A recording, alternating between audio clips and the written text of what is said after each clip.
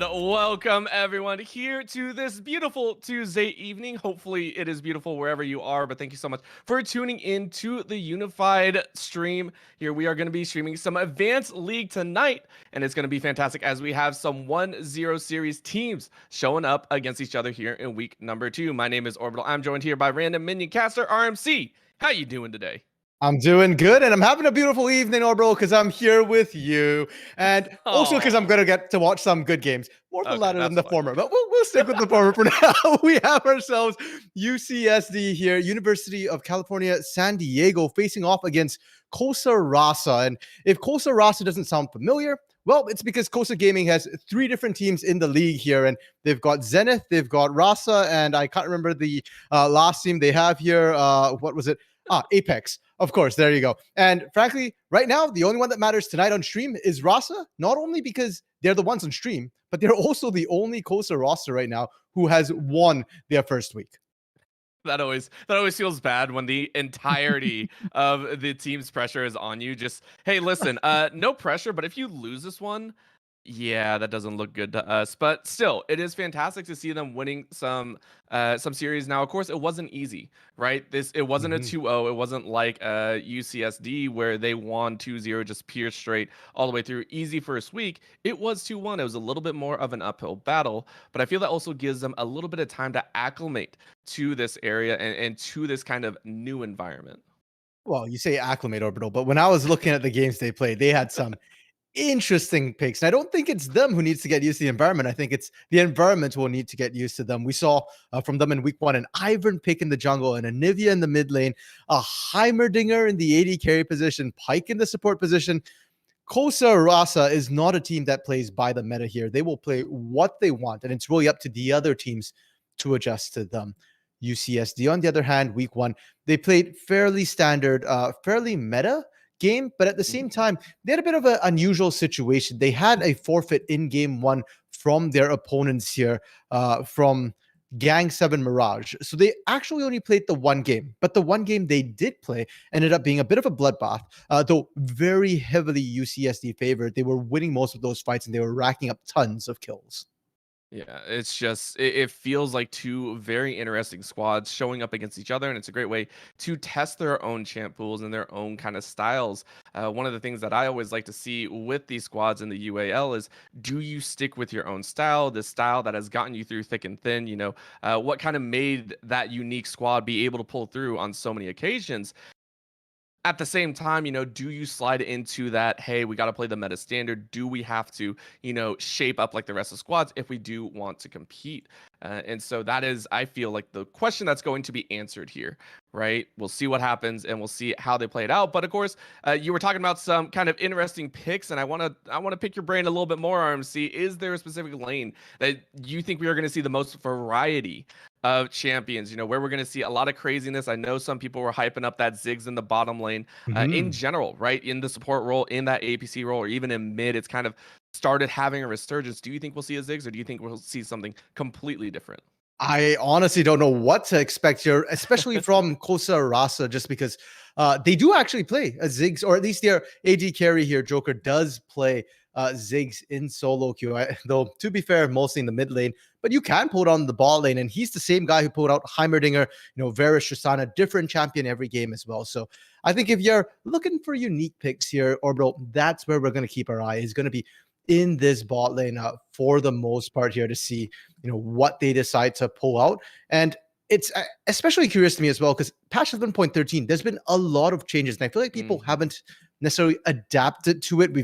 Mundo's been disabled for most of the tournaments. We've not seen too much of that. I've seen Rumble still being played despite the changes. Divine Thunder nerfs come through. Ezreal still very, very high prio for the most part here.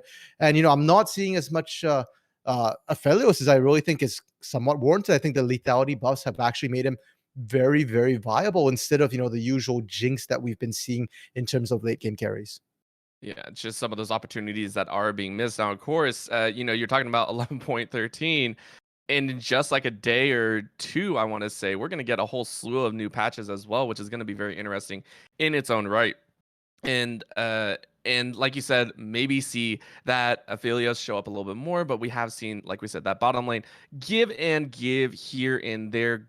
grant us some interesting meta setups. Now, moving in, I want to take a look at that jungle role as well, that perspective that we've always had, that ups and downs, right? The champion pool has always kind of shifted around. We have seen some APs come out to play a little bit. We have, I think, some junglers have decided that oh yeah, the Fiddlesticks might be coming in or making an Yeah. appearance. There has been so much variety there as well. I mean, you were also kind of looking at these junglers. They do have uniqueness to themselves. Do you think we're going to see a little bit of that flourish here, or are we going to see probably the standard setup for these squads for the jungle side? Sadly, though, there is some variety in these junglers pools. I don't think either of them play the fiddlestick, so we won't get to Oh. see the fiddles nocturne combo, which has really been coming out here for the most part. It's a very very strong combination, and you know what? Maybe they play it on and off account. Who knows? Wouldn't be shocked to see it showing up here. I am instead expecting to see once again Cosa Rasa here with their unusual champ pool. They pulled Mhm. out an Ivern set combo in their game too, which was obnoxious to deal with. It's reminiscent of the whole Karma Lulu meta that we're seeing right now. Shields are very very strong, and we're used to Mhm. seeing the lanes enable the jungle with the shield, but what if your jungler is the one bringing the shields? I actually really like that concept that we saw there. And you know what? I would kind of like to see more of that with, bruiser lanes as well. So hopefully that might show up. Yeah, and speaking on the bruises and speaking on those shields, right? We have changes. We have new items in the top side that buff both split pushers as well as tanks, right? Those two brand new items showing up on the Rift. Mhm. I believe one of them is Hullbreaker, of course, and Yes. then the chains and the shackles on the other side, right? Two items that drastically buff. I want to say two completely different sides of the compass, right? One of them specifically, I don't want to fight anyone. I don't want to get in touch with anyone. I want to play PvE, and that is it.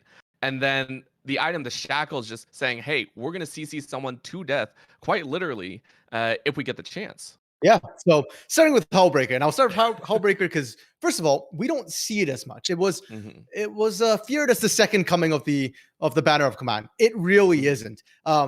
What it really kind of does is it enables split pushers, but the problem is the stats it gives doesn't feel as impactful for the dueling. And sure, it lets you push a little bit harder, but who's going to build it? If you're behind, it's not going to help you because you're already behind and you need those combat stats to actually lane. And Hmm. if you are ahead, sure, it's a great win more item, but we're not seeing too much of it, which makes me sad because as a caster minion, anything that sets my people free, I'm down for that stuff.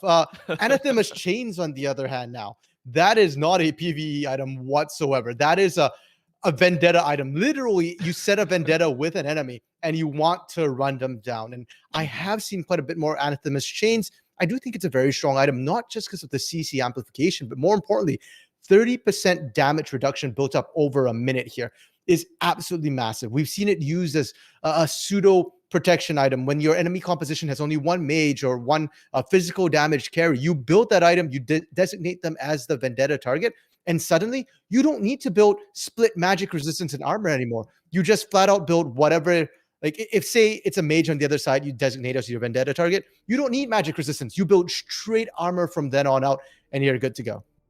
Yeah, I mean, as a mid lane player myself, I cry every time I see that. Just like one item negates your entire kit, Yeah. your entire just everything that you can throw at it. You're just like, this is. I don't want to play League of Legends anymore. That is what it does to you. Of course, that is just Zareth Bane crying in the corner of his gold game. So we don't talk about that anymore. We are getting into the pick and ban phase here, though. UCSD, very sorry, is going to be rounding out on that blue side first with, of course, Cosa Rasa on the red side. And of course, we already do see some of those bans flying through. The Pike you were mentioning is a very staple ban against Cosa Rasa in that bottom side. And then the Gwen and the Aatrox, of course, two hyper carries on the top side being taken away.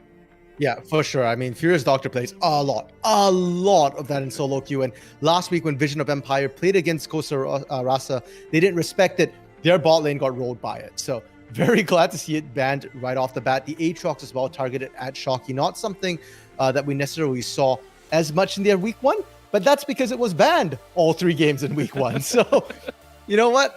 They've done their homework. UCSD knows what's up. They ban it themselves here, and I expect to see another targeted ban as it looks like we have a bit of a missed ban coming through from the side of Casa Rosa. Oh, okay, so we've been told it's a Yasuo ban coming out. A little bit surprised. I didn't think it was necessarily that meta, but a respect ban towards Ocean Demon King.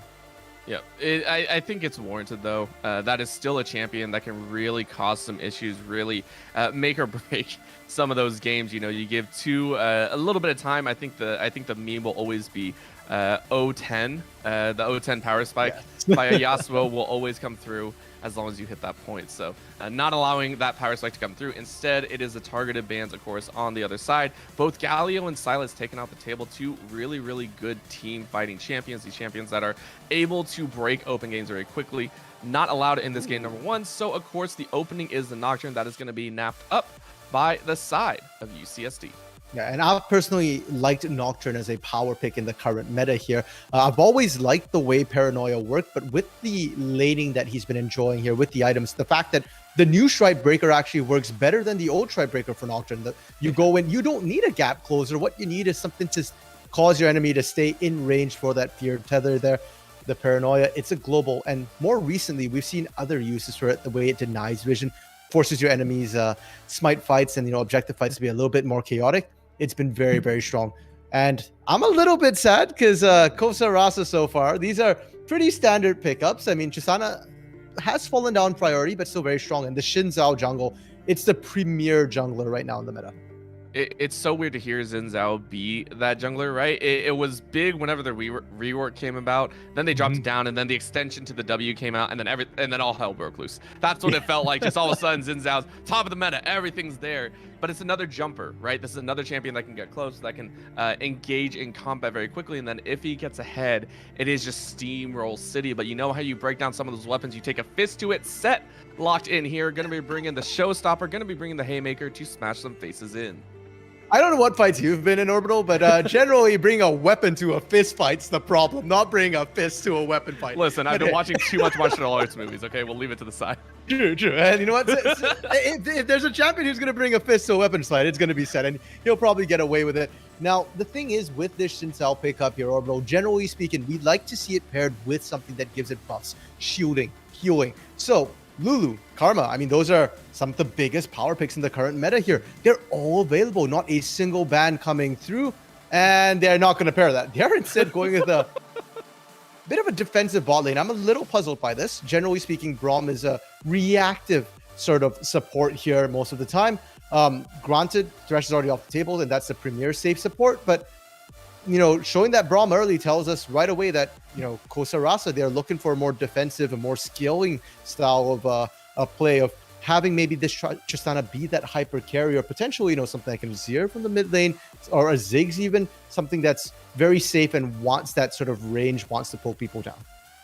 Yeah, and you can see actually the bans coming through, the Akali taking off. You can see the assassin coming out, and just very nice targeted bans coming out here for the primary points of the team fight or the team compositions, right? That is also a Kiana, which is a champion that we haven't seen in a very long time, I feel, but it has been slowly, steadily rising in terms of how it's played, where it's utilized. And again, the AD assassin build. The Karma banned away, though, by the side of UCSD. Makes sense considering they can still flex at top or in the mid lane. It is still very, very dangerous. Now the Syndra banned away, very heavily targeted over on Cosa Rasa's mid lane. Again, you can tell where everyone's wanting to go with this, and the Ziggs is going to be locked in, most likely a mid lane Ziggs. Yeah, and it just makes so much sense here with that Braum. I'd actually say that this Ziggs could be flexed into the bot lane, I think, depending on what they want to put into the mid lane right now. It is a fairly comfortable pickup with that Braum, especially here. You've got so much safety to poke down from a distance. And Orbital, I do want to talk about the bans coming out from UCSD here, because the fact they don't ban Lulu tells me that they've done their research, and they probably think Cosa Rasa doesn't play the Lulu. Between Karma and Lulu right now, Lulu is considered, slightly higher prio because of what you can do to speed up your carries, like buff your Tristana here to run into things. But for UCSD here, they're not worried about any of that. Thresh got picked up, Aphelios was open, and they're gonna go with that old faithful bot lane.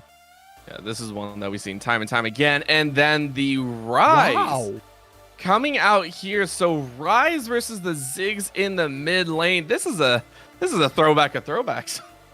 Yeah, this is, well, we call it a throwback, but somebody's going to throw their back here. I mean, Ocean Demon King Rise into Ziggs is not a good matchup for Rise, right? Mhm. Rise does poorly into any lane that outranges him, that can zone you out here. And if I'm the side of Cosa Rasa right now, I'm looking at this going, hey, I'm more than happy to put my Ziggs into this particular matchup. I get to bully you out, and you don't really have a ton of kill threat on me. You're looking at this Nocturne to kick things off in the mid lane, and even then, if you don't have the Nocturne to force the ganks, this mid lane, you get zero priority. UCSD, they're going very hard into the scaling here with the Aphelios, with the Rise, and that kind of puts the early game pressure onto the top side of the map for Anx and a Silo here with this Nocturne set combo. If they can't get ahead early, then they're going to have a very, very rough mid game. And even come the late game against the likes of a Ziggs and Tristana, that still isn't going to be easy to play into. Not just that, I mean, you take a look at the last pick, right? That was a Camille locked in. That is a scary champion. We've seen the champion actually outduel in 1v2 situations any number of top laners and jungle combinations, right? This is a champion that is known to outplay, outscale, out combat just about anyone. And to give that much pressure over means that, Cosa Rasa are very, very comfortable and very, secure in the knowledge that Shocky in that top side should be able to carry, should be able to deal with that set Nocturne combination whenever they decide to go, and even at the level 6 power spikes. Yeah, and specifically with this Camille Ziggs combo here, Orbital, it's less about Shocky being able to handle the 1v1 or even the 1v2, and more the fact that you set yourself up for a beautiful 2v1 as well. You Hextech ultimating, you're guaranteed that that Mega Inferno Bomb is going to land. Maybe not dead center, but that's still a lot of damage in your back pocket. And if that Nocturne's diving in on you, if that set is going in and we see the Ignite TP Camille that we're used to seeing, you don't get the healing, you don't get the regeneration. That burst of damage is going to be probably enough to turn the tides in a 1v2. Yeah, and it does feel that it goes a little bit against the defensive posturing that Cosa Rasa were building, right? All 5 of the other champions that they have scream disengage. The Crescent Guard from the Xin Zhao, the Buster Shot from the Tristana, the Glacial Fissure coming out, as well as the Minefields, like everything on Cosa Rasa's side screams, we want to stay safe, we want to allow the rest of the team to come in. And then you pick up the Camille, right? It even though it is a strong pick, it doesn't feel like it synergizes as well. Do you like this in a team composition setup? Or do you think this was just Shocky going, hey, I'm going to let you 4 do everything on your own, and I'll try and do my own thing? I actually think it quite fits what they needed here. Like you said, they've got really good disengage for the most part. They've got a very strong front to back here. But having that additional option to engage, I think is going to be a very powerful tool for them. Yes, you have the Xin Zhao, where I told you I'm Car, but having a backup is good. And the other thing you can do here with this Camille is you can build that Anathema's chain we were talking about, and you prioritize Disrespectful, this Aphelios as your potential target, and suddenly you get to dive this backline freely here. And normally with the Aphelios, you kind of want to have that range, you want that safety, you want that spacing, and usually people jump in on you if you've got that the right combo of guns there with Crescendum, you just cut right through them. Suddenly, you can't do that to a Camille who has Anathema's chains. The 30% reduction should allow her to come in and take out the Aphelios easily. So I do like the pickup, and I do think it fits what Cosa Rasa want to do. UCSD, though, their comp is no slouch. We talked about the fact that, yes, their bot side of the map is going to be weak early, but level 6, that's that main spike here. Once the Nocturne hits the ability to get Paranoia, suddenly those bot lane and mid lanes, which are constantly perma shoved in, well, they're going to be bait here. If ever you do see that Tristana, that Ziggs push out to beyond where they're safe, you just dive them. And with the length of the lanes here and with the burst that Nocturne puts out, you could very well just finish them off before they can really get away. Yeah, and we're not even talking about the fact that they still have a lot of powerful engage tools, right? You take a look, a lot of the members on the side of excuse me, UCSD don't look like they could join into a team fight, right? It looks very difficult, but you always keep in mind that Realm Warp is nasty, right? Once it's leveled up enough, you get a huge range. All of a sudden, that set could be coming at you with a showstopper. The Aphelios could even hop in for fun, and just throw out that Moonlight Vigil and just destroy everyone in the back line. And then Thresh, of course, coming in with the hooks. There are so many options that they could play with. This feels like a very well put together dive composition if given the chance. So taking a look at these two compositions together and how they face off, is there one that you think the win conditions are a little bit easier to execute, or are they both evenly matched and we'll just kind of have to let skill speak for itself?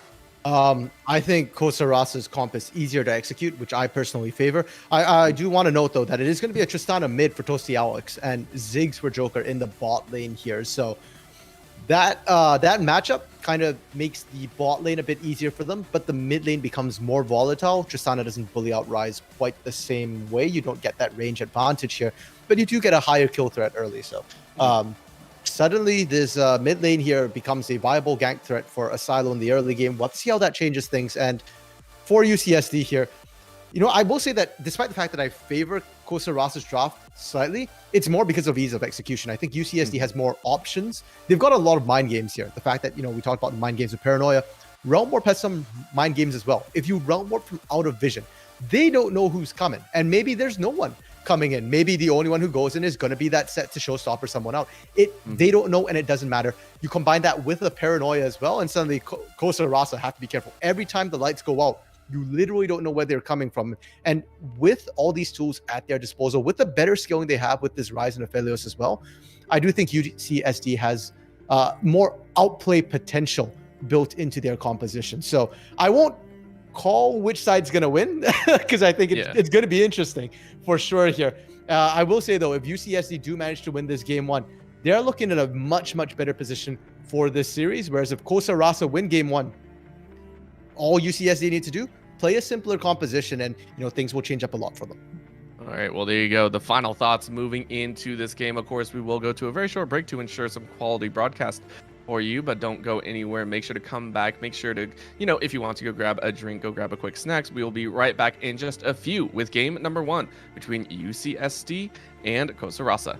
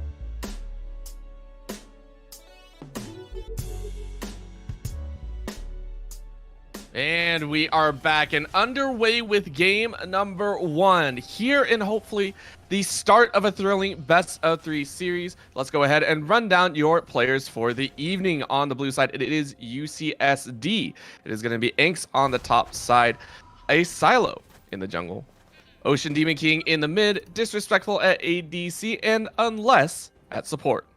And on the red side here, it is Cosa Rasa with Shocky in the top lane. I told you I'm Kara in the jungle, Toasty Alex in the mid lane, Joker as the AP carry this game, and a Furious Doctor on Braum.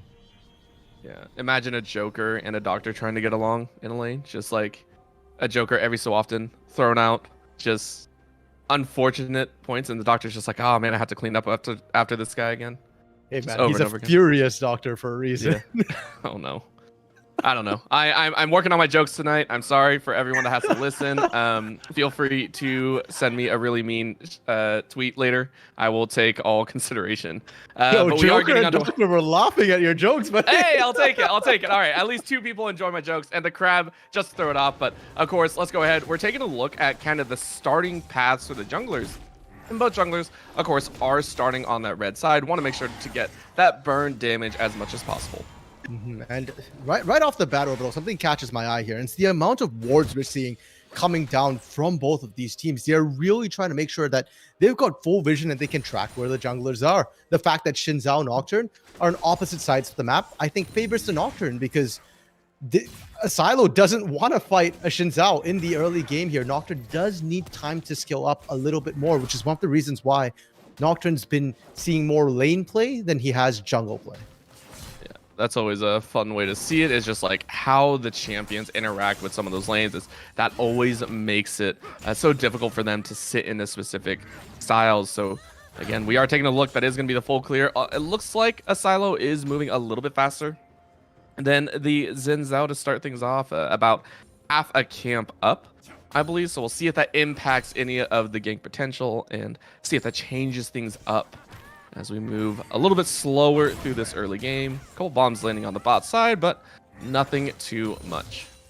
And that discrepancy we're seeing in terms of jungle speed, it's really just the Krugs. The fact that the Krugs take time to spawn after you kill them is just what's slowing down I Told You I'm Kara. They will roughly be at the same place at the same time, but I Told You I'm Kara is actually skipping the blue buff. He's going straight for the gank. Ignite on Doctor as well. This is a kill lane. Yeah, this could actually be huge, and that's going to be a knight being dropped. Another drop TP in, and that's going to be the jump flash in. Unless it's dead, but the teleport might bring something back. They're going to get the knockup. Inks is going to flash out and actually pick up a kill for himself. A trade is good. Burns a couple summoners, as well as the first blood. Most importantly, going over to Carr. Cosa Rasa, they're going to be happy with that trade here. As you said, first blood over to Carr, and Shocky is getting just free farm in the top lane right now. And as a Camille, that's what you want to have. Set kind of bullies you out in the early game, hell, in the mid game for that matter as well. So every little bit of an edge you can get is going to be good for you. My only question now is for Joker in this bot side, because you are kind of low on health and mana. You do have to back out a little bit, and that should give Disrespectful and Unless a bit more lane control when they get back down here. Definitely want to keep track of that and see how it pans out. Again, they only got the assist, but like you said, a little bit more lane pressure, a little bit more assistance, especially when a summoner spells. But a Silo ready to make it happen on Shocky, and that's a flash in. Just making sure that Shocky can't get out of range of the fear. And I think Shocky's dead here. Again, no flash available, running towards the other side. Just trying to bait out as much time as possible and maybe help out his jungler, but that is the fear. Into the Haymaker. Inks catches it, I think, with the edge of that shot. Meanwhile, Ocean Demon King actually hopping in and saying he wants the full charge. I'm not sure that's what he wants. Another ping, and that's it! Toasty Alex! An Uh, unfortunate trade right there. You got to remember the bounce from Ocean Demon King. Now they're going to try and trade it back. A nice little stun or a nice little hit of the concussive blows. I don't think they can follow it up, but man, Toasty Alex letting a death go that could have easily been preventable. Yeah, I mean, you hopped into that, and we were having a chat here, Orbital, before we got into game about, Ziggs versus Tristana into the matchup with Rise here, and we were talking about the fact that, hey, Tristana's got more kill threat, but at the same time, you're more vulnerable. Your range is shorter, and if you jump into a Rise like that, you're now in his range, his zone, not the ideal way you'd want this matchup to go. That said, it's very, very nice for the Rise and actually see the Glacial Buckler coming out really early as well. I think there's going to be a lot less kill potential now in this mid lane for this Tristana.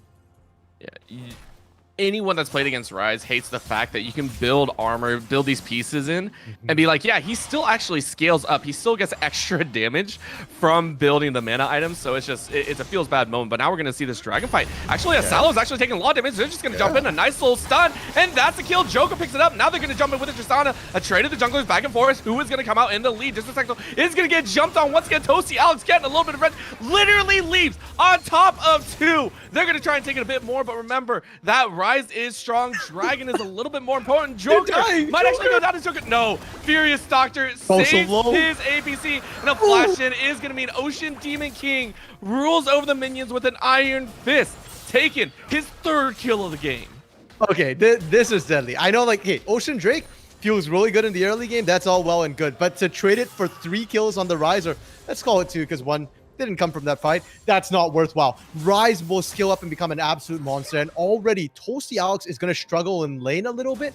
It's only going to get worse, and suddenly you've got this Rise just lodged in the middle of the map. Cosa Rasa will have to play around it. Either that or expend a lot of resources into trying to kill them, and with a Nocturne in Ocean Demon King's back pocket here, ganks are not going to be effective into this mid lane.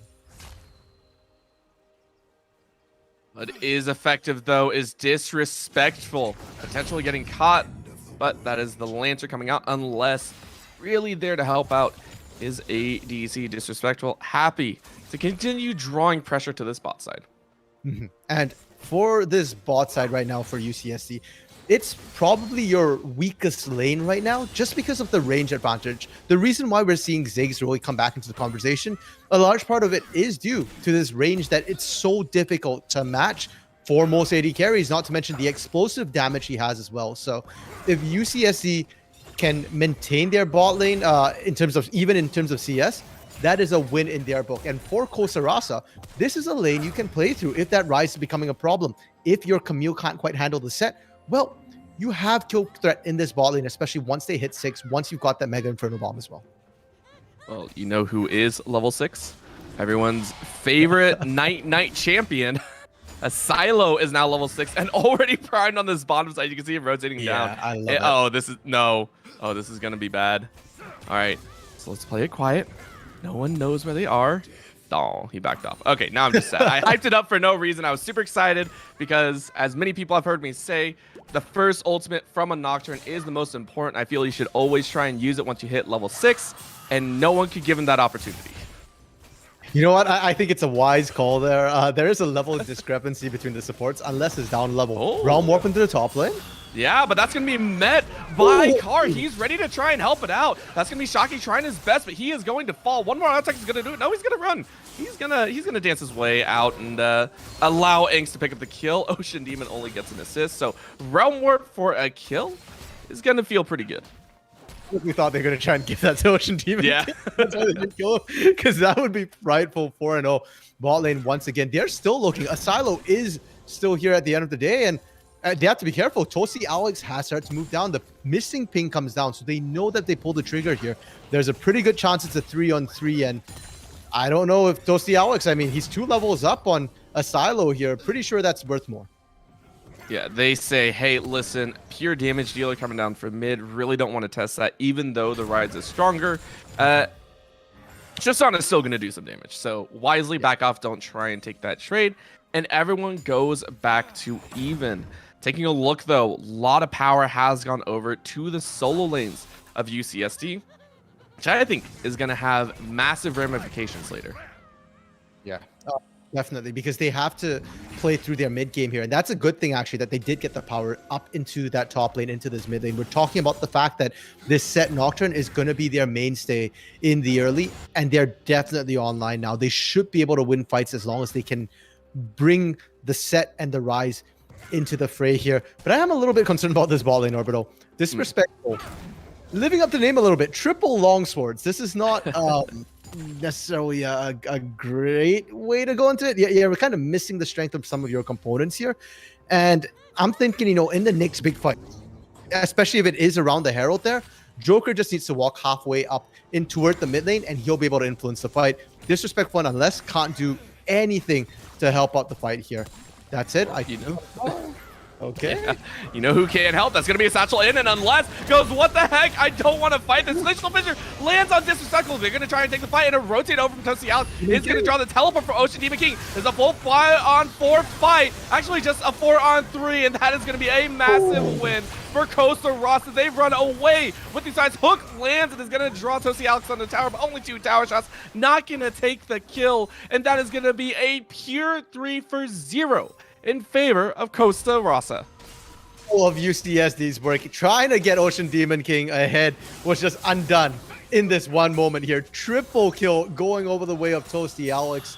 And on top of that, actually no, the shutdown went over to I Told You I'm Car. So this Xin Zhao very, very strong as well. And this bot lane, it's definitely going to be a huge point for Cosa Rasa here. This is already before they're fully online. Once we start seeing the first couple of mythics come through Orbital, that's when UCSD is really going to struggle around objectives. They don't have an answer to the poke from this Ziggs whatsoever here. And if that last fight is anything to go by, if you try and force engage one into the middle of 3, they can just pop you before you get any damage down. A silo cannot be considered a reliable form of engage in the mid game. I also want to point out, Carr did something that I think is fantastic. As soon as the teleport came down, he actually flashed and ulted, knocking all 3 champions away from each other, really splitting that team fight up, forcing, the side of UCSD to kind of scatter, right? It forces that kind of fight or flight situation, and in that time, it really stuck with them. They weren't able to really secure down a thought, but that's going to be the call to jump in, and that's going to be a teleport right back, or the flash right back out. A nice draw of multiple members. Means Toasty Alex is able to bait it out at the cost of his flash. Yeah, and we'll have to see whether or not that's worth it. I personally generally don't think burning your flash is an AD carry. Okay, they're fine. They're good. That was real close. Yeah, I'll say that. I generally don't think burning your flash is worth it on an AD carry for the team. And you have to remember that while Toasty might be a mid lane pick in this particular case, he is still the AD carry and the main sustained damage. So, and especially when you like to be so aggressive here, not having your flash is going to be absolutely massive. So I want to see UCSD take advantage of this cooldown. Paranoia's cooldown at rank 1 is only about 2 minutes here, so it should be coming up in about another minute or so, and you can punish this Shisana over and over again. Toasty Alex gonna have to make sure that he does not over aggress too much, as again, that's the first ultimate out of a silo I think we've had thus far in the game. So at least he is showing a little priority here on the map. Bottom lane hooks going left and right, just trying to find a little bit of pressure anywhere. Ink's going ahead, going on top, and trying to tap down Shocky. Landing a pretty nice haymaker. Multiple members, though. All of Cosa Rasa's information and power is being put into this bottom side. It is calling a very quick response. Double teleports are up from both of the top laners. So this could very easily turn into a full 5-on-5 in the bot side. Normally, this would be a good situation for Cosa Rasa because you've got better siege. But the way Shocky's just getting abused right now means that if the TPs come down, you're going to be on the weaker side. So wise choice to disengage, but Herald dropping here should potentially signal first turret going down. There's a lot of potential damage to come through, and okay, the turret stands for now, but it's kind of low, and it's not very safe for this Ziggs Braum. Yeah, just wanted to get the plates. I think they were able to secure 2 out of that.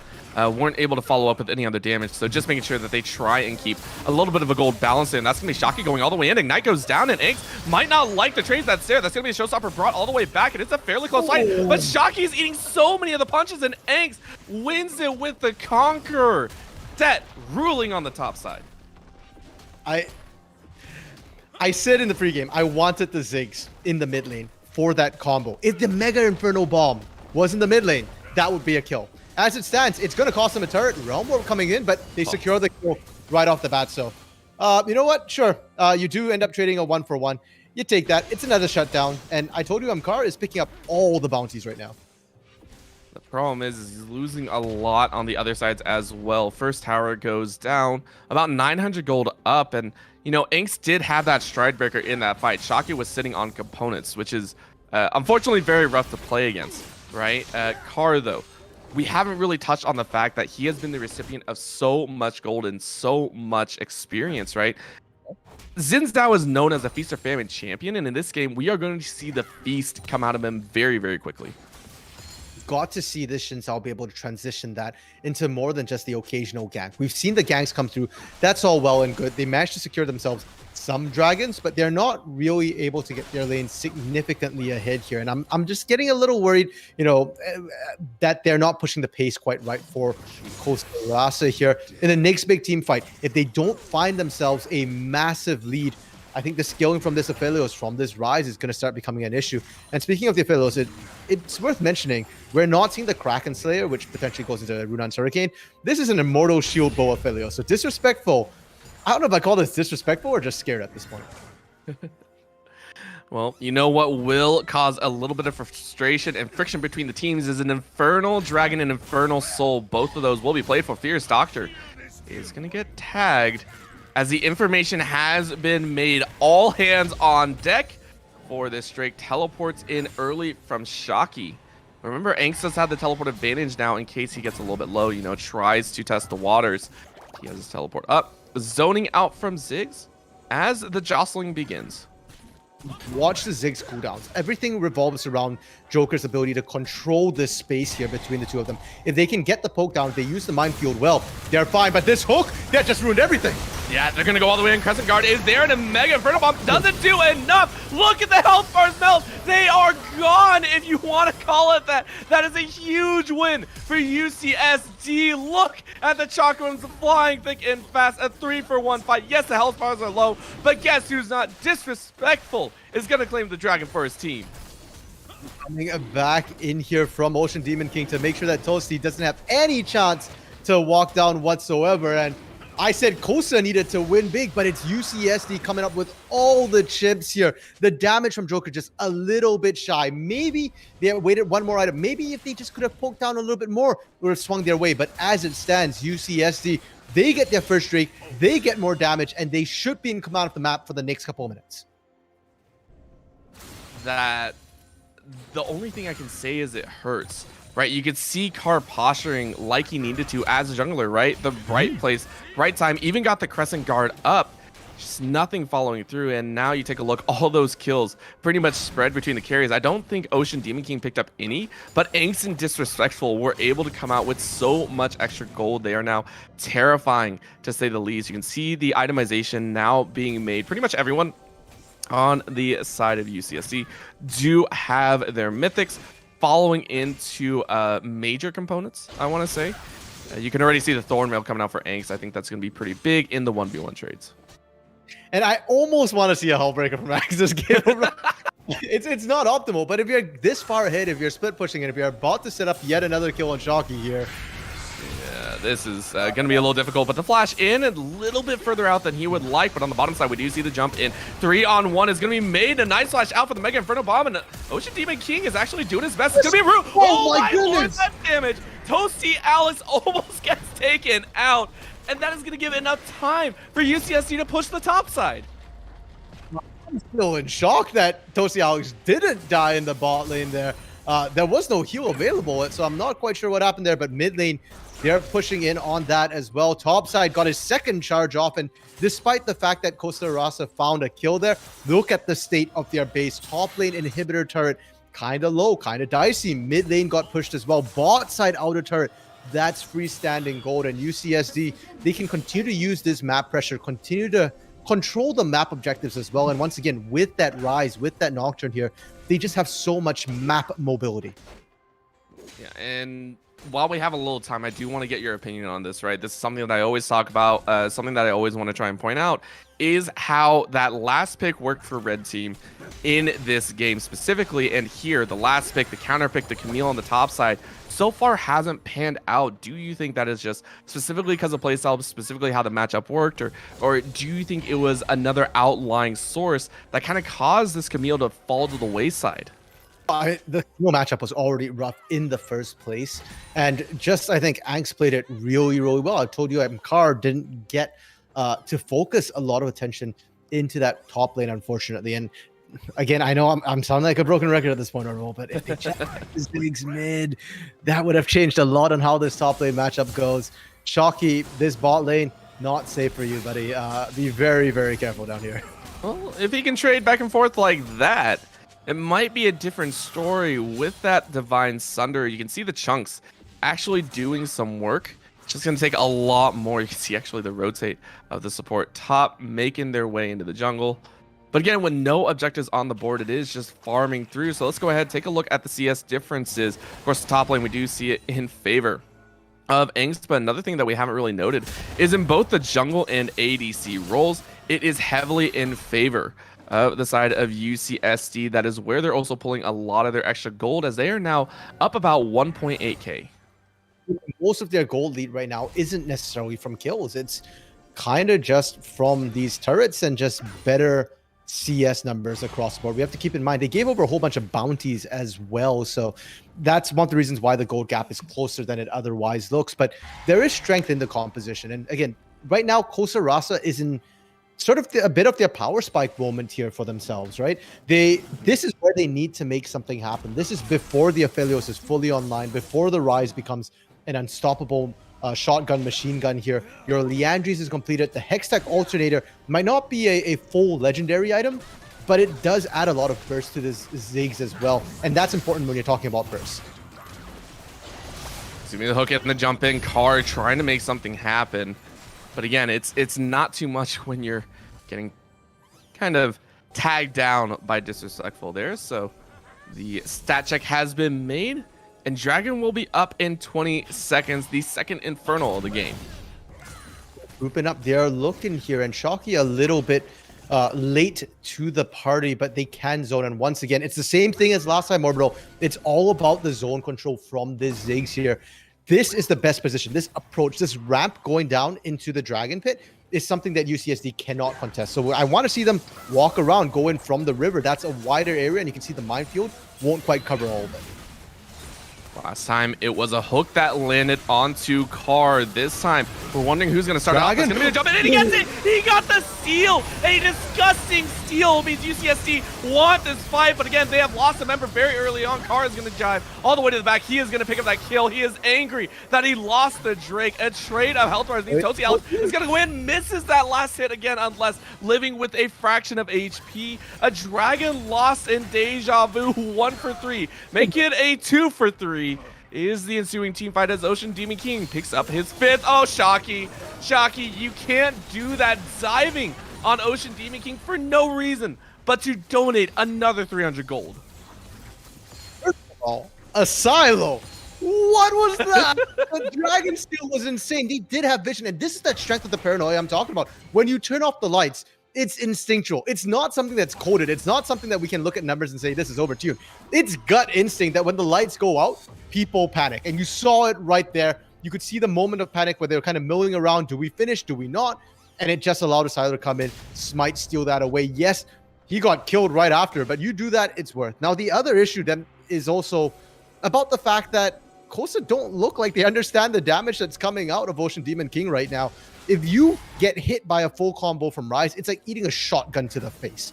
And if you're diving a turret while trying to do that, that's borderline suicidal. You don't have magic resist at all on Shocky here. You've got plated steel caps. That's it. None of that helps. Maybe if you had Anathema's Chains and the Vendetta was an Ocean Demon King, you can try doing that. So I want to see Cosa, play a bit more respectfully here. That Rise is short range, but he does pack a punch. And if he can rip down a Braum, he can rip down anybody on your team.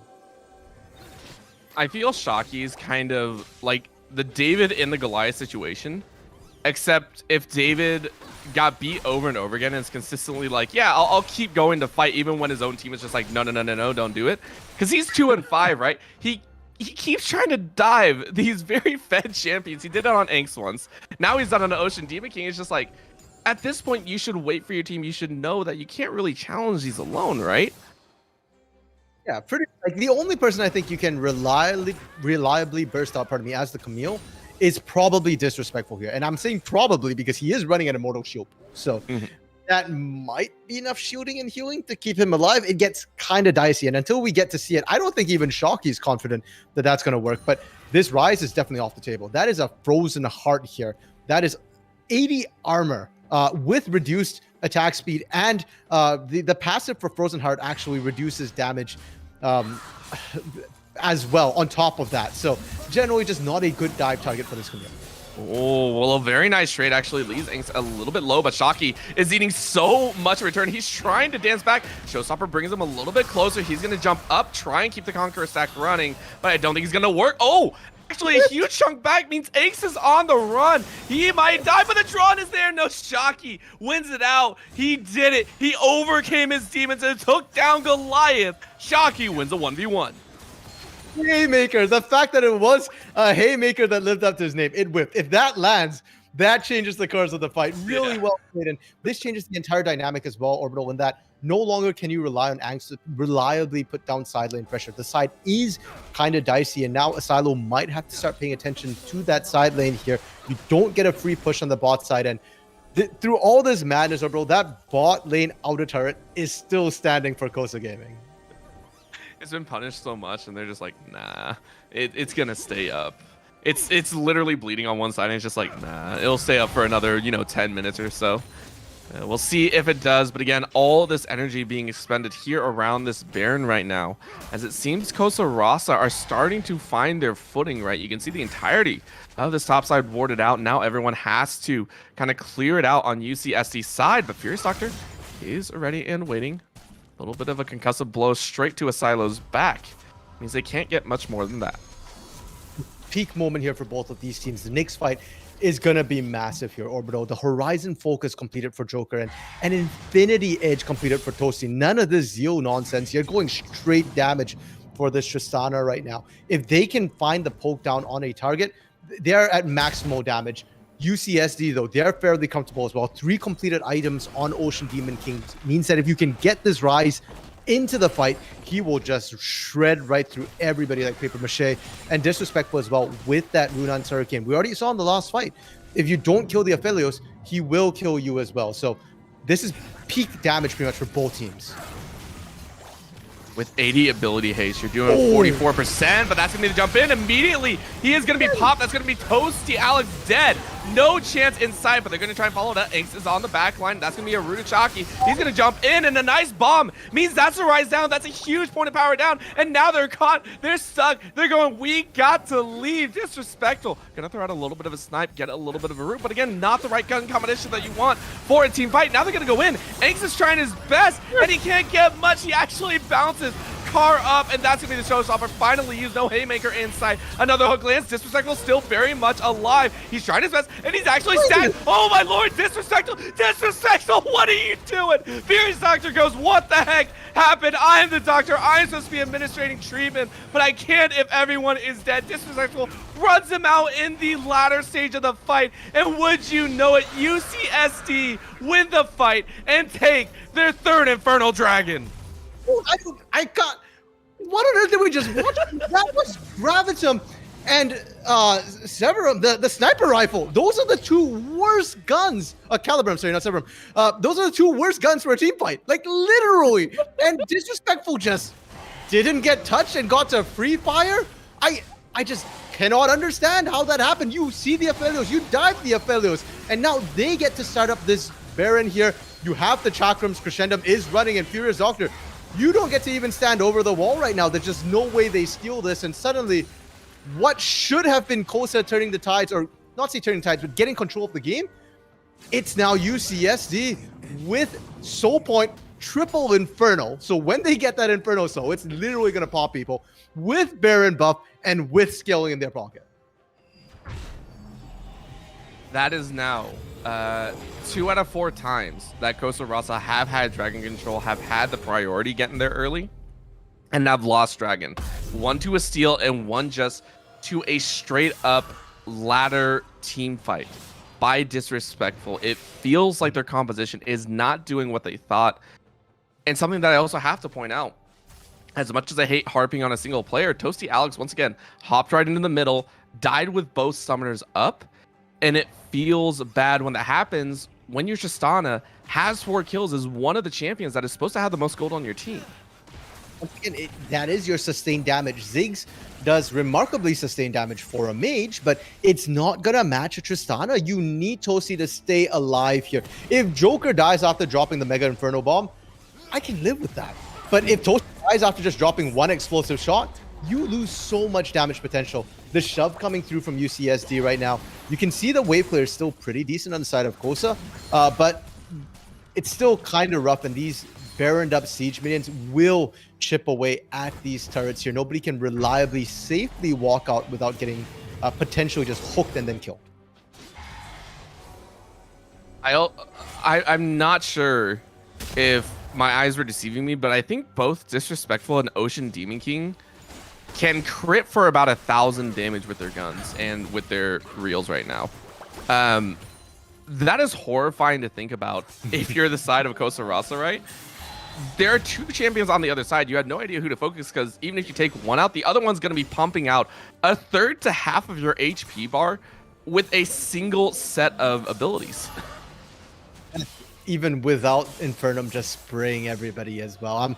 I'm kind of just waiting. They've got Infernum ready to go with Gravitum. It's not the ideal combo for an Aphelios, but hey, that's good enough for this fight if you do want to take. I suspect what we're seeing though is UCS just waiting for that Infernal to come up in 2 minutes. If they get that soul here, it's almost going to be equivalent to an Elder buff. Sure, it's not an execute, but the pop damage they get onto Toasty and Joker might feel pretty much like the Elder Dragon execute. Yeah, that's not gonna be fun again, and still a little bit of a continuous push no matter what. Mid lane finally seems to almost crack again. A couple more auto attacks will do it. Can the cannon take it? Yes, it will. Finally, the base has been cracked, as that will be UCSD taking 2 towers with the Baron. But that's about it. I don't think any inhibitor will fall, as no one wants to take that chance. Angst going ahead, taking a little bit of damage to try and clear out that ward and keep Cosa Rasa in the dark. The worst thing to happen here, yes, you lost the inhibitor turret. It makes that defense that much harder, but you didn't at least lose the inhibitor. If you did lose the inhibitor, trying to fight for that dragon is going to be so much tougher for Cosa Rasa with supers pushing in, and their backs are up against the wall. They have to win the next team fight, and we look at how their composition works. Ideally, you want to poke first before you engage, but that really hasn't worked for them, and they will not get the luxury at this dragon here. The longer that siege goes on, the worse position they're in. Top lane is pushing against them. Mid lane will push against them as well. So what I kind of want to see from Cosa Rasa right now is just a bomb to start things off. I told you Amkar just diving in and separating out the targets. We've seen that, you know, Asilo is squishy, can be killed. Angst pseudo tanky, but against the likes of Toasty and Joker there, with that minefield to separate, you can burst them down. But you do need to pull the trigger. You cannot let them engage on you once again here. Can't let them touch you, and unless quickly eating the fruits, a single bomb is doing so much work, and Joker playing so close to the front lines is a little bit crazy. Think about now the dragon is spawned up. They're going to flash in and flash out. The hook actually misses everyone, so they're going to get the chance to run. But again, Disrespectful doing so much damage. That's going to be the backline hit. They can't kill him. Disrespectful is still alive. He is on a killing spree, and that means the fight is lost. They are going down. That is a double kill for the Aphelios, making a few more. Triple kill. Almost a quadra. No, that's going to be stolen away by both Asilo and Angst. They get the ace. They take the dragon. Double teleports into top side. They'll end it with an unneeded Infernal Soul. They will take the rest of the game. UCSD, after a rough early game, come back with an amazing set of team fights and an amazing set of dragons to kick things off in the series 1-0. Solid play from UCSD there. Their patience to wait this out. And that last fight, Orbital, I have to go back to that. It's what cost them the game. They were so aware of the thresh hooks from Unless That wasn't what kicked it off. Angst just walked up and did a face breaker, caught Shocky. That the moment that happens, anybody gets caught for whatever reason. It doesn't have to be the Thresh. The set will do just fine as well. And for the side of Cosa Rasa here, you know, it feels bad saying this, but they just kind of need to play better. Their mid game, they didn't play to their strengths. We didn't see the poke come down. The Ziggs pick really didn't come to fruition. We saw the burst damage it can put out, but we didn't see the poke damage it should have put out. And Mhm. going into this game too, it is a best of 3 here. I want to see them, you know, recover a little bit, reset. I think the comp's fine. It's just how you play the comp. And as you pointed out, Toasty Alex here, just if you're gonna keep engaging this hard, put him on something else like I was gonna say like the Galio, but that got banned. Put him on something that can actually initiate from the mid lane. You know, like Malphite mid's not a terrible choice. Kennen, Yeah. maybe something you can look at as well, but something that can really make use of actually being in the middle of the enemy team. Yeah, even in Oriana, right? Old tried, old faithful, pretty much of every mid laner's champ pool. I mean, anything to kind of make that big impact. But we'll see what they have to offer again. Cosa Rasa down 0-1 in this series. We'll see if they can come back and make it into a third game potential, or will UCSD close it out with another 2-0 finish? Don't go anywhere. We'll be right back.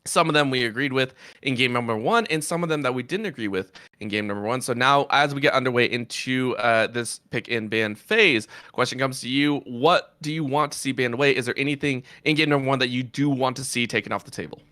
UCSD keeps their bans the same. There's nothing really to change. For the most part, the Pike needs to be banned. Galio, I think, would fit Toasty style way too well. The changes have to come from Cosa Rasa here. And the problem is that everything's fairly standard coming through from UCSD. There's nothing that can't be replaced. Maybe the Rise gets banned in second phase, and I think that's the only thing. The Nocturne is something I personally would want to see banned, but I don't know how highly they're valuing this Yasuo. They seem to be they threw 4, potentially 5 bans into the mid lane if Gwen is a flex pick into the mid lane here. So if you're throwing that much resources into trying to keep Ocean Demon King down, I don't think you can spare enough to allow that Nocturne pick through.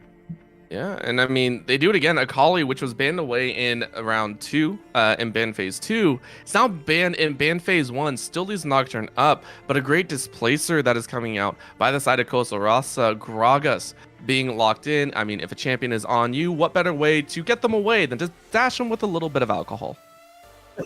Oh, a little bit I don't think is going to do much other than but a lot of alcohol, well, that's a whole different story here. Funny that it's actually Cosa Rasa doing that and not the University of California, because, you know, anyways. We really can't. I already like it right away, this combo we're seeing from the Gragas Zaya. Because Zaya is a champion that benefits a lot, you know, from being able to isolate out the targets for letting teams engage into you, and the disruption that comes through from the Gragas as well. Going to be very helpful. We saw the Xin Zhao being very good at disruption here, so that is still an option. If you combine that with Gragas as well, UCSD is never going to get the fight that they want. It's just going to be pinball and just a lot of messages. Yeah, you were talking about UCSD, you know, don't need to really change anything. They're taking it to heart. You know, if it's not broke, don't fix it. They lock in the set again for the top side, blatantly showing their hand once again, but this time taking away the Ziggs and saying, hey, you take the Zaya, we'll take the Ziggs and show you how it's really played in that lane. Yeah, you couldn't do it right. We'll show you how it's done this time with the Ziggs. And on top of that, it is a fairly good pick into the likes of the Gragas, into the Zaya as well. You're very, very far away. So it's going to be difficult to get that explosive task on the Ziggs, but the Camille coming out real early here, and we already saw what happened when it laned into the set. I really don't like this orbital.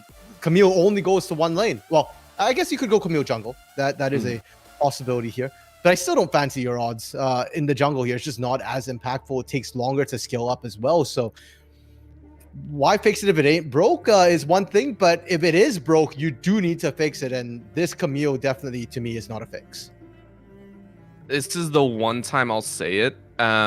This feels like more of, I want to say, an anger pick. This is a kind of a frustrated pick here, right? We saw it kind of get hit in both sides. It was picked on the top side. It lost in a 1v1 snare on the top side as well. And although we could say maybe they're just 1 or 2 points that it really shone through, and like, hey, there were some good points, maybe it was just that one bad trade at the beginning, we will have our doubts, and I think we reserve that for also in the game. So we'll see how that one plays out, of course, if it does go there, right? If it's jungle, that's a whole different story and all that stuff. But we are taking a look at the rest of the bans here. Again, the Kiana and Yasuo, so straight up, all 5 bans, still the exact same for Cosa Rasa. They're saying, hey, we still don't want to play against any of these 5 champions. We don't want to let them through. On the flip side, targeting that bottom side, saying the Xayah does not get any more help than it should need. Rel is taken off the table. 10 seconds to that last ban. If they follow the trend, it should be another support. If they wish to take it away, 4 seconds left, and it will be that Thresh. And of course, the Karma is left up. They'll go ahead and lock it in for Cosa Rasa. I'm a little bit surprised they go with the Thresh here. If the Thresh was up, you could have always gone with, you know, the Aphelios Thresh combo once again that works so well for you before. It does pretty decently into the Xayah as well. So not a bad matchup by any means here. And I do like what Cosa Rasa has done here with this Karma pick, because we still don't know what their mid and their support picks are here. You can flex them around. Nautilus being picked up here, and generally speaking, you know, the comp looks a bit like a dive comp with the exception of the Ziggs, but Xayah's a counter to Kaisa. So I'd be surprised if they actually do go Kaisa here instead. I'm not that they can technically pick any AD carry they want, but I would like to see, actually, no, it could be mid with the Ziggs. Okay, yeah, that's what they're running. The Ziggs AD carry. And you know what? That's actually pretty good too, because we can tell from the bans that Cosa Rasa think UCSD's main carry is the mid laner. You put the Ziggs bot lane, you put a Nocturne in the jungle, and this mid lane is never going to be a 1v1. You're always going to have backup in some form or another.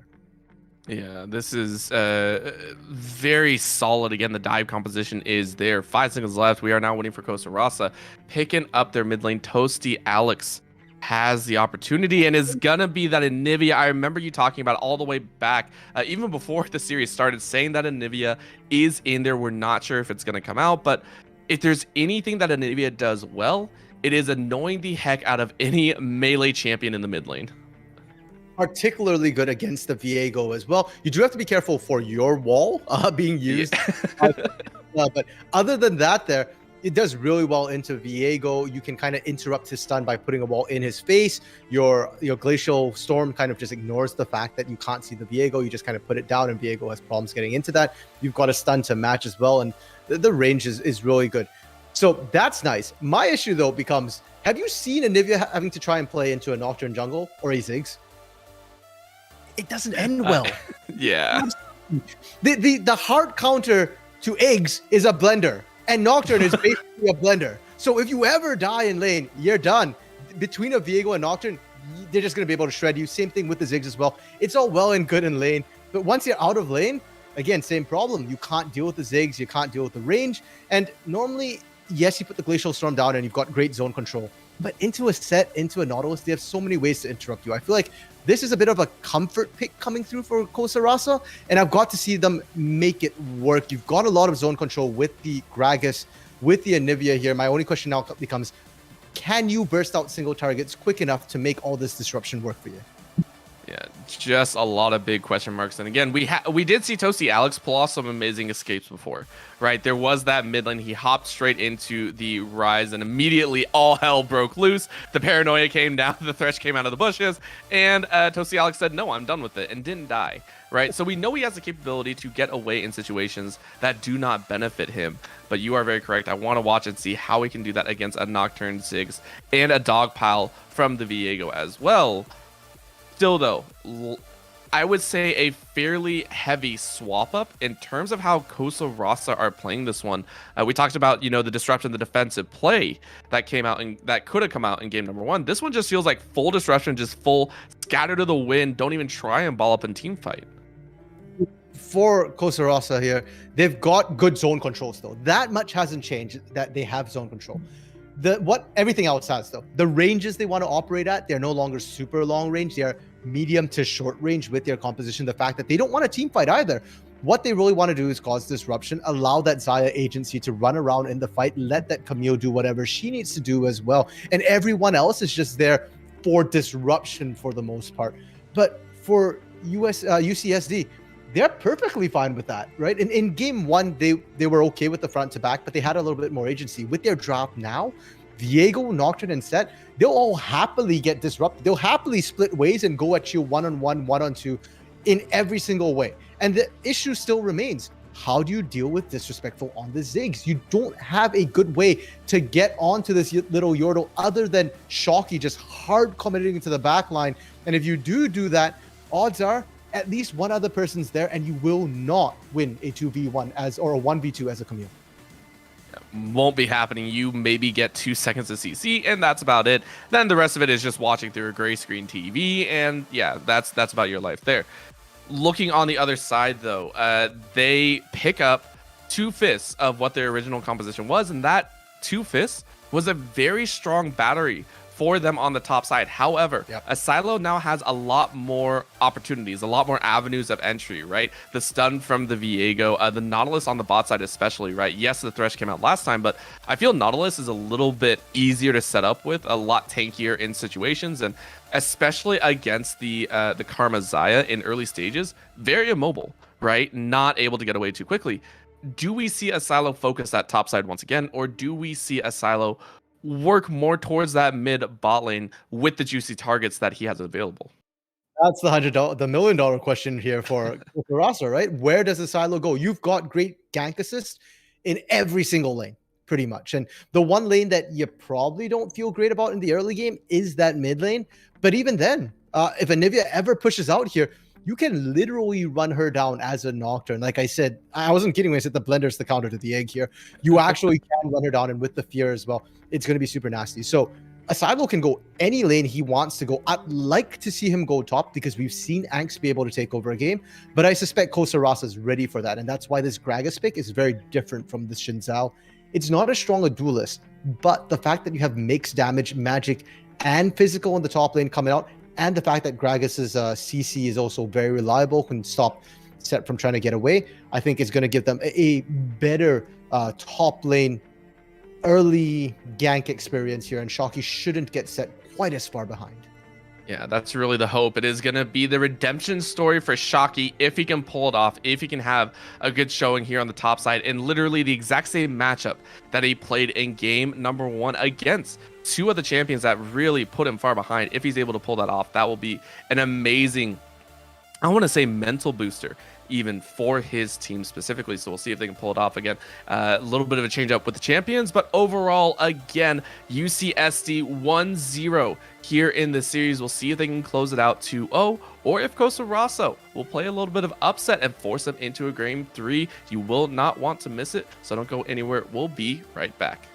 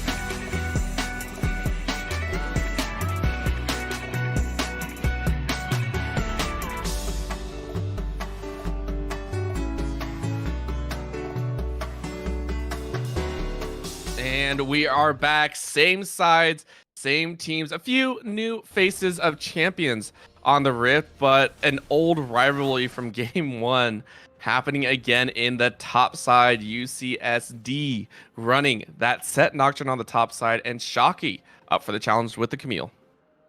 The benefit of a salty run back here, Orbital, is that you have experience of what happened the first time. So you kind of know what to expect coming in the second time here.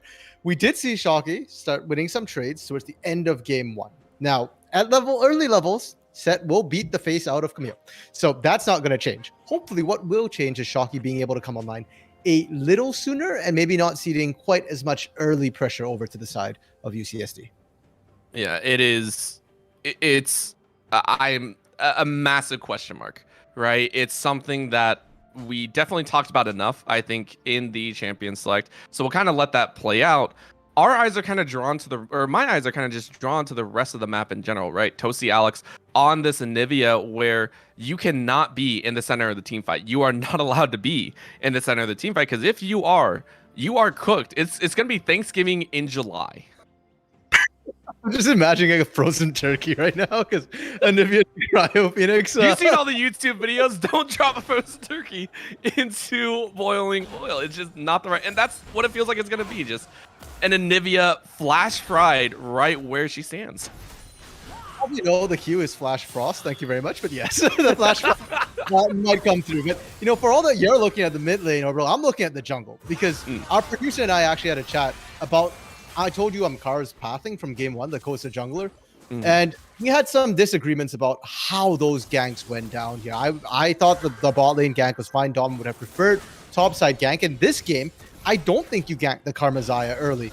I think you gank top early, but I told you Amkar is starting topside here. So unless we're seeing a cheese gank at level 2, it looks like they're once again looking at this bot lane, which frankly, Karmazaya doesn't have a ton of kill pressure.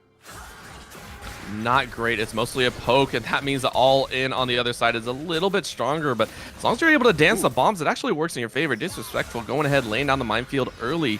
Takes a lot of pain in return, so trade's pretty even down on the bot side.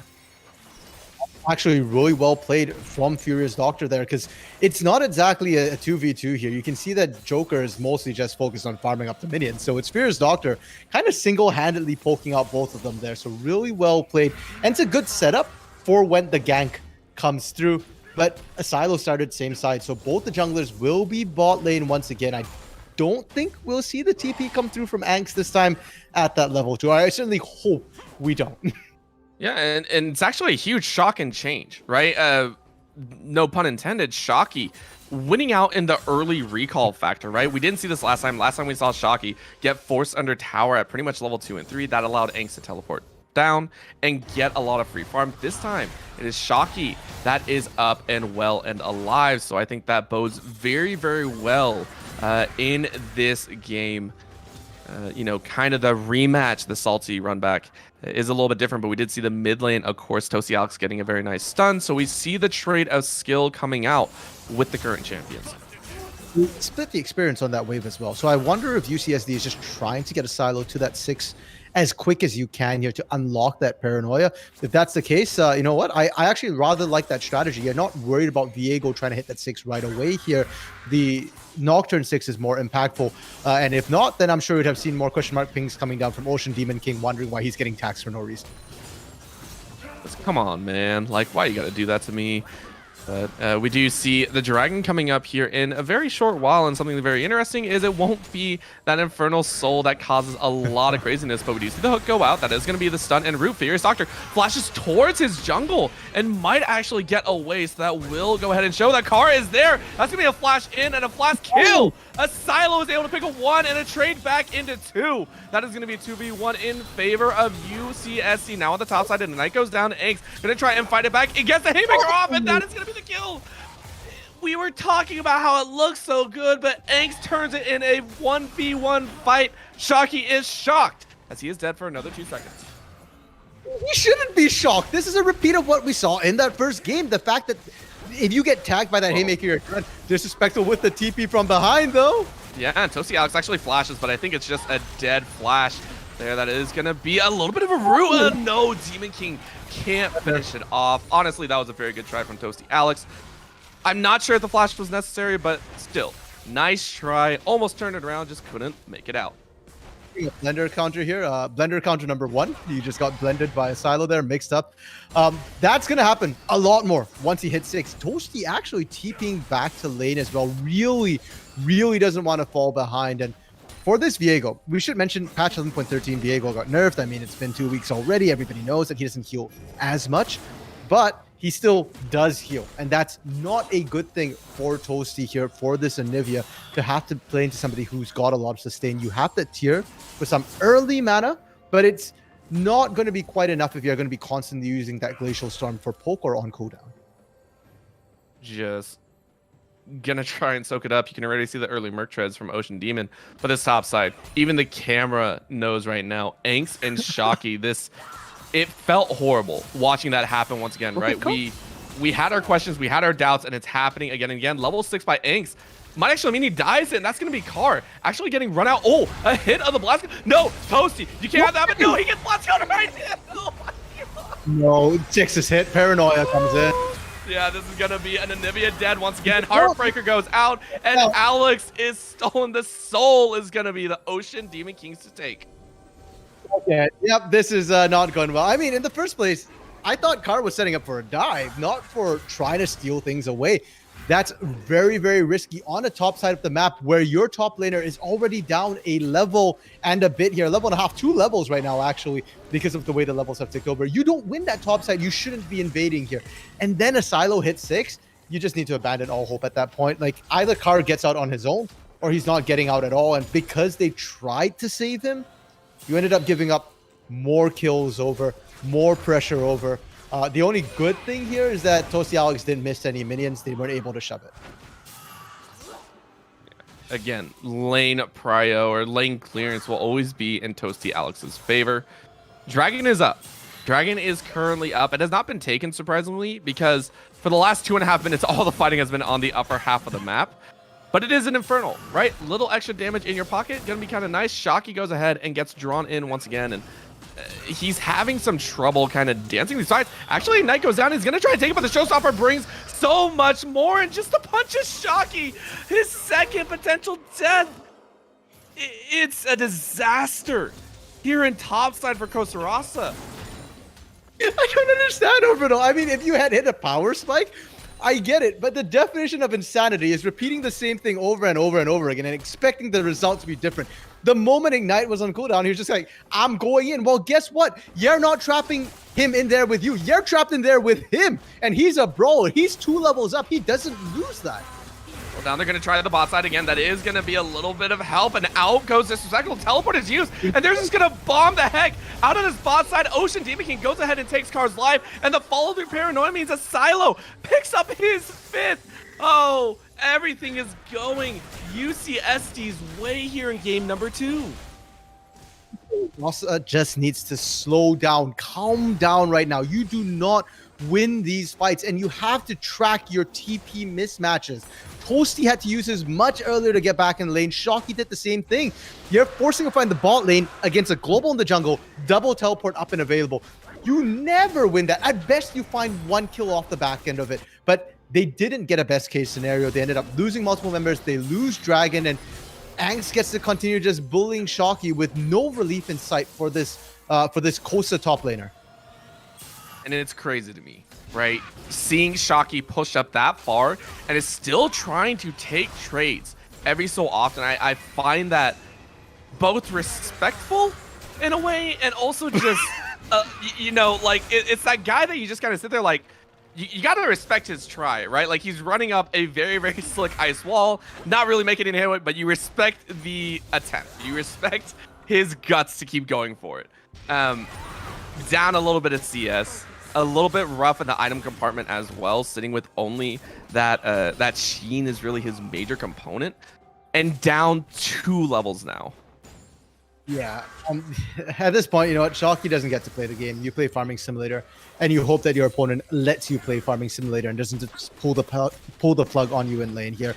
And so for Cosa Rasa, they have to look somewhere else. Your bot lane, again, Xayah Karma. This is a this is not a bot lane you pick to win it. So that's not something you can really look at. You kind of got to look for mid. As it stands, though, they're sending 3 members top to dual ranks.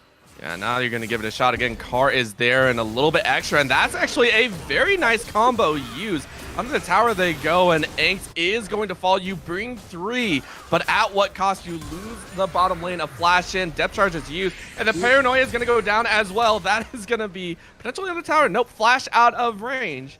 They do survive the bottom lane, but still lose first tower. That's not a bad thing for Cosa Rasa here.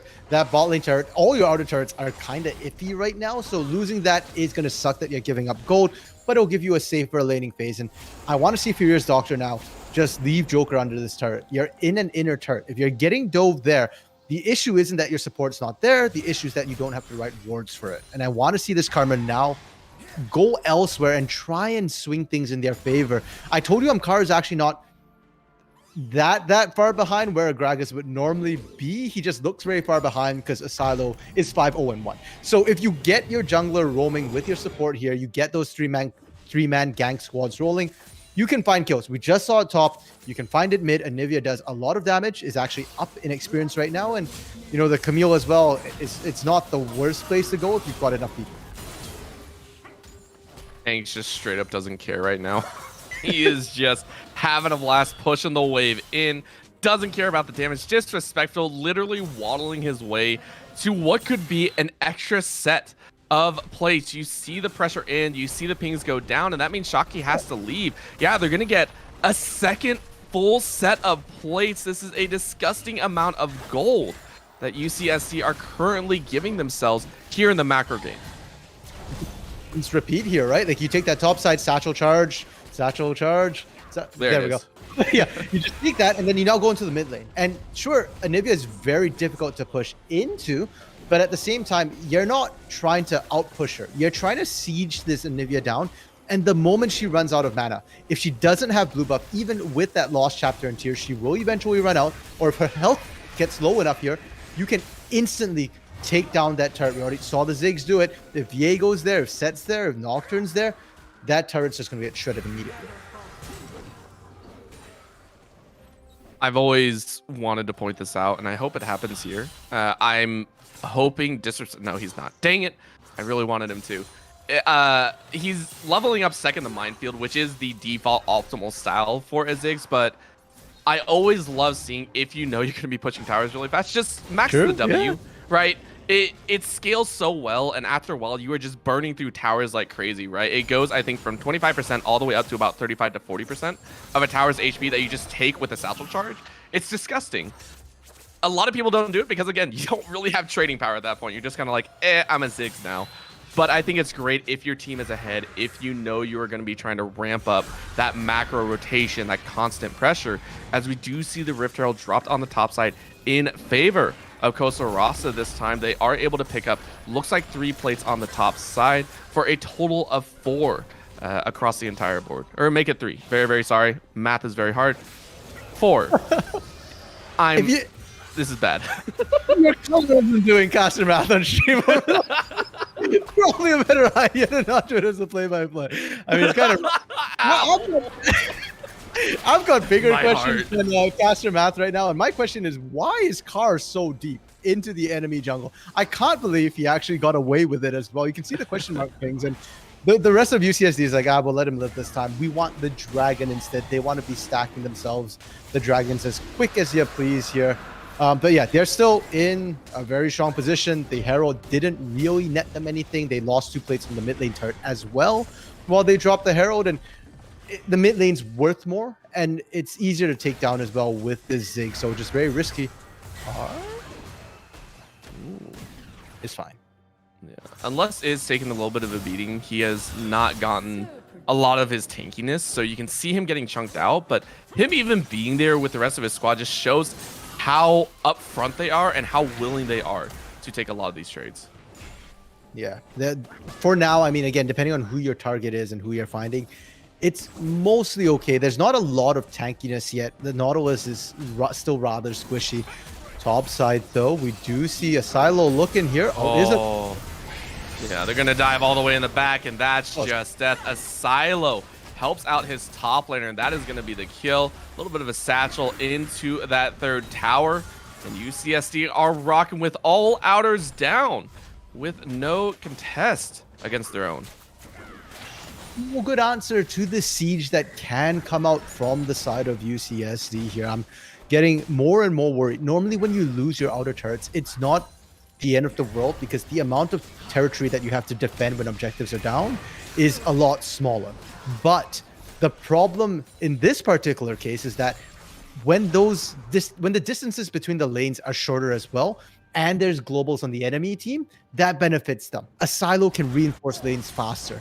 Disrespectful can clear waves faster as well. So suddenly, Cosa have to manage these waves, and they've got to do it against a team which can so quickly, easily respond to them. And you don't get access to any of the objectives. When the dragon comes up in 3 minutes, you don't get there without walking through people. When Herald's up in a minute as well, UCSD, they're going to be there. Costa's got to walk blind, and if they get the Herald, that plus a satchel charge will very quickly take down any of these inner turrets. I wouldn't be surprised to see UCSD, if they get the Rift Herald and if they get a little bit more damage into Disrespectful, that they just take the Rift Herald, push down mid, and open up an inhibitor. Yeah. Like, quite honestly, I think that's a real possibility that they could take it all in less than about 45 seconds, easily pressure it in, open up the inhibitor, and have free reign of the map at that point of global objectives and everything for their own. And this is a deja vu moment. Shocky, he had this happen to him in game number 1. It's going to happen again. The fear is done. The draw is in, and Shocky eats a haymaker to the face. Inks picks up his 3rd of the game. Well, I wanted to bring up a point that Shocky is actually doing much better this game, even in farm, and is actually able to lane against Anks here. But it doesn't matter when it's always a 2v1. Yeah, this is looking like a little bit of a danger. Ooh, big Mega Inferno Bomb lands on everyone, and Toasty Alex is actually gonna be the champion to fight. Heartbreaker is going to secure that egg form. In comes a teleport, I think, from Egg straight into the back line, and that just nets 2.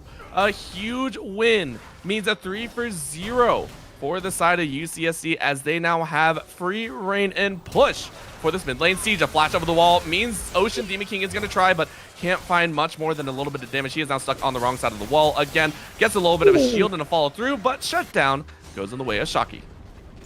Almost found Joker there in that fight still, with those bombs coming from Disrespectful. So yeah, they're really far ahead, and they didn't need to take Carol to take that inner mid turret orbital. That's really, really bad. I want to see UCSD now pick up the Herald as well so that they can crack another turret. And it doesn't even have to be an inner turret. You can just brute force the inhibitor turret with this Herald here. The later the game goes, the more damage Shelly does. And by 20 minutes, one charge will put it within satchel charge popping range immediately, and you can instantly just take it out. 0 counterplay from Cosa. If they can't stop Shelly from being dropped, it's a guaranteed turret. And even if they try and poke out the side of UCSD, try and stall this this siege composition, the worst feeling is it's a mountain soul. It's shielding. It's a straight amount of armor magic. It's just massive scaling in that department, which means that as they siege, they will stay there for quite some time. No matter how many feathers you throw at them, no matter how many casts you throw at them, they will most likely sustain through it all. Yeah, and we've not seen a single proactive explosive cast from Itodium card. We talked about the fact that you've got a lot of displacement. Their strategy is basically isolating, splitting you up, and then trying to pick you off in the chaos of the fight. None of that has happened for Cosa Rasa. And you don't benefit from a front to back fight. You don't benefit from scaling. You need to make something happen here as quick as you can. And you know what? I've been told by the producer, check out the gold, because apparently there's some pretty big discrepancies. And interestingly enough, we expected the jungle difference, but Disrespectful is up 2 levels and 2,000 plus gold right now. Most of that coming off turrets here. That's a lot of poke damage, which Cosa Rasa can't answer. I think the most surprising thing isn't how large the gold difference is. It's that top lane is only 1,000 gold difference with the kill difference with all that. Like, it's only 1,000. I find that extremely surprising, as we did see a steal come through. Carr went ahead and just stole away most of the enemy jungle, but that does leave mid lane open, right? They dropped the Rift Herald. They knew forward top. Yes, you get 2 cans, but you lose potentially your mid lane inhibitor. Probably the most disastrous setups of setups is there. That's only going to be the tower, not the full inhibitor. I wonder if the charge got off. Looks like it did. So inhibitor is down to its final moments. And Joker actually allowed it to get 2 more auto attacks, which I'm not sure if that was planned. I'm not sure either, you know, and Dragon also did go down. We are at Soul Point right now. It is Mountain Soul, which makes Cosa Rasa's chances of making a comeback that much worse if UCSD does pick that up. And for now, Cosa Rasa's entire world is coming down to 2 things. One is this Soul, and second is the Baron. If they ever lose track of that, if they lose Baron, they can't do a darn thing. They can't wave clear anymore. Anivia trying to wave clear against Baron feels really, really bad. You add a Ziggs on top of it, and turrets go down more than 25% faster because the moment they drop in 25% range, you pop it, you take it. And I just don't see a world where Cosa lose Baron and have their base standing. Well, it looks like a silo just got really, really... Oh my gosh. Car went nope, immediately pieced out of that. Asilo literally said, I'm tired of waiting. Let's just go. Yeah, do that. The cooldown on the out by this point is probably only around about 60 seconds. So, yeah, it'll be up before any of the major objectives. While all this is happening, though, Cosa Rasa's one shining point is, as you mentioned, Orbital, the top lane. Shocky is not that far behind, and Shocky is able to actually lane against Anx right now. You are praying for Shocky to win this trade like he did in game number 1. Huge chunk actually eats about 20%. So you can see Shocky doing some damage. The problem is Car, Toasty, Joker, and Doctor are forced to defend in a 4v4 where they don't win that siege, right? You were praying for Toasty Alex to be online at this point. He only has Leandries, right? He doesn't have that full burn course that Anivia usually wants to have. The Zaya isn't up to par either, only has that single mythic, still working on the second item. So it's an uphill battle the entire time. They are stalling out a lot better than I assumed they would, right? I assumed at this point, 22 minutes into the game, 22 and a half, that an inhibitor would have been broken and UCSD would have been pushing to the second inhibitor. That's honestly where I thought this game would have been. That's actually up to UCSD, not necessarily stepping on the gas quite as hard as the other might be. They're playing it kind of careful there, and oh my goodness, that was half the Toasty Alex's health. The bombs, the siege, yeah, they literally just need to push up and siege together. Instead, they keep opting to not do that. Angs was just sitting in that bot lane bush for a while. I'm not sure what you're looking for there. Your wave is pushed up. Shocky's not going to be there. Just group up and force an objective. Baron's on the table. You can go for that. Push in the mid inhibitor if you want. Split push is also an option here. You have Nocturne to be able to back you up. They just need to decide what they want to do and actually do it. Yep. Committing to closing out a game is something that we usually want to see, as we do get a pause. A little bit of a break. Again, I believe it was a technicality, but that does give us time to kind of look over and assess what we've seen so far. We haven't touched on it, of course. Asilo has had a fantastic game this time, 6-0-3 right now, sitting with that Stride Breaker plus the Staircade. And also Anx, right? 4-1-2, still holding down the fort, still very, very strong. And again, these two have been the pillar for UCSD winning both these games. They weren't. If the gold had spread to Ocean, Demon King, or Disrespectful, I think the game might accelerate a little bit. Well, to be fair, I mean, Disrespectful did get plenty of gold, and that is why the turrets are going down here. But I'm more looking at what Cosa Rasa is doing here, because Toasty Alex had to detour. We talked about the fact that he's behind in his build. He built a Seeker's Arm Guard. That's not where you want to be in terms of items, and we're apparently at camps, and we're about to go back into game here right away. Time to see Shocky have a rough time. Yeah, this is going to be a dive in once again, and that is just a kill. Anx is on a killing spree now at 5-1-2, and again, he just keeps trying to take those fights, and it's just not working. That's what I wanted to see, right? Like I said, you can split push if you want. You've got the Nocturne here. You can do so much for yourself. And all this, while this is happening, Baron has been started up. Cosa has been distracted. They just don't have any clue that this is being done right now. Yep, and now we are underway as 24-minute hits on the clock. We see the Baron starting to go down. It is going to be halfway because the entirety of Cosa Rasa was on the bottom side, chasing a red herring. That is going to be Baron over to their side again. Dragon coming up in 15, but it is such a misnomer. It would be their first of the game.